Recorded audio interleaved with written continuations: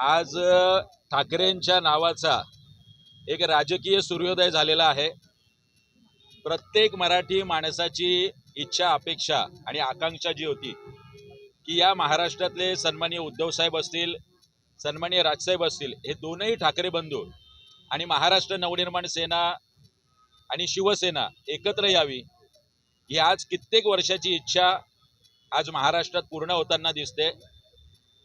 दिल्लीमध्ये बसलेला रंगाबिल्ला असेल, नाहीतर महाराष्ट्रातला रंगाबिल्ला, याचं आता दहन होणार आहे या रावणाचं।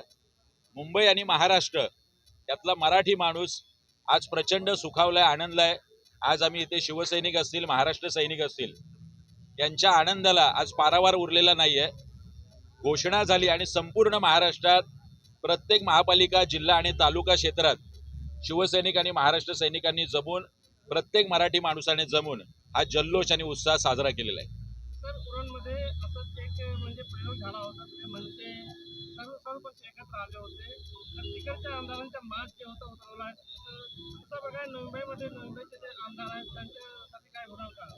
बालदीची बालदी उलटी केली तिकडे, त्याच पद्धतीने इथे असलेली घराणेशाही असतील, पक्ष बदलू आणि गद्दार असतील, यांच्या बालदीला सुद्धा आणि यांच्या बादलीला सुद्धा मोठ्या प्रमाणात शिवसैनिक आणि महाराष्ट्र सैनिक भोकं पाडल्याशिवाय राहणार नाहीत। शिवसेना आणि मनसे याच्यात काँग्रेस पार्टी तुमच्यासोबत तिथे म्हणजे सोबत करणार का? 100% शिवसैनिक आणि महाराष्ट्र सैनिक याचे मन तर जुळलेलीच आहेत, पण सोबतच काँग्रेस आणि राष्ट्रवादी याचं सुद्धा आम्ही स्वागत करतोय। आमची त्या स्तरावरती सगळ्या गोष्टींच्या संदर्भात चर्चा सुरू आहे आणि लवकरच ती आनंदाची बातमी पुढच्या 1-2 दिवसात नक्की येईल। तर अनेक कार्यकर्ते जे आहेत ते शिवसेनेमधले असतील किंवा मनसेमधले असतील, ते सत्ताधारी पक्षात गेले, तर ते आव्हान आहे का नवी मुंबईमध्ये? मी म्हटलं की पक्ष बदलू आणि गद्दार यांच्या विरोधातलीच ही आमची लढाई आहे।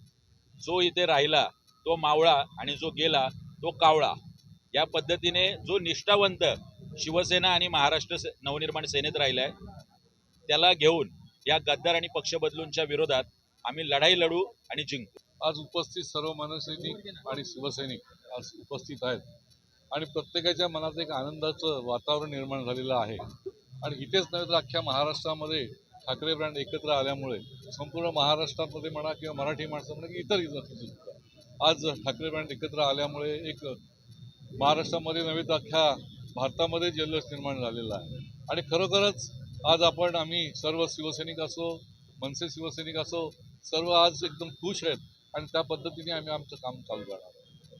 काँग्रेसचा कुठेतरी विरोध होता मनसेला आघाडीमध्ये घेण्याचा, तर काय तो वरच्या पातळीवर असेल, परंतु माझ्या माहितीप्रमाणे एखाद्या वेळेस नवी मुंबईमध्ये किंवा काही ठिकाणी काँग्रेस आमच्याबरोबर येईल असं आम्हाला वाटतंय, कारण महाविकास आघाडी होणार आहे। सर, इलेक्शन को अभी 2-3 दिन ही बचे, मतलब नामांकन दाखिल खत्म हो 30 तारीख को, तो सीटों का बंटवारा वो किस तरह से होगा? आप लोग किस सीटों पर लड़ना चाहेंगे? नहीं, वो तो चालू है, अभी तक ऐसे ओपन हुआ नहीं है, लेकिन जो राष्ट्रवादी, कांग्रेस, मनसे ये सब इकट्ठा होके सब मीटिंग चालू है, किसको क्या कौन से वार्ड देने के, कौन से क्या करना है, पूरा 2 दिन में खत्म हो जाए। राष्ट्रवादी कांग्रेस पार्टी के जिलाध्यक्ष मंगेश सामने ने कहा कि हम बड़े और छोटे भाई की उसकी सीमा भाई की तरह लड़ना चाहते हैं, तो आप ठीक है ना, उनकी जो इच्छा है तो अभी ऊपर बैठने वाले पूरे कर सकते हैं। जो है इच्छा, सबकी इच्छा है, हम भी चाहते हैं, बाकी सब पक्ष के चाहते हैं, हमको ज़्यादा से ज़्यादा सीट मिलना चाहिए। जैसे ऊपर बंटवारा होगा वो हिसाब से चलना पड़ेगा।